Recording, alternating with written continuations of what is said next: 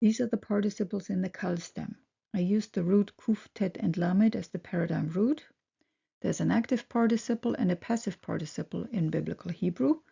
You can find the link to the full paradigm of the strong verb in the description.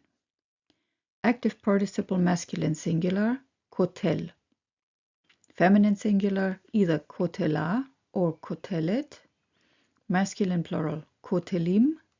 Feminine plural, kotelot.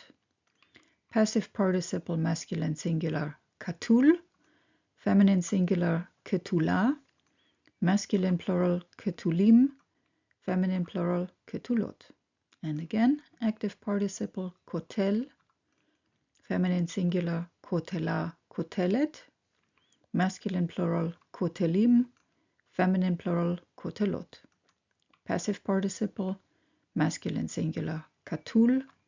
Feminine singular, ketula. Masculine plural, ketulim. Feminine plural, ketulot.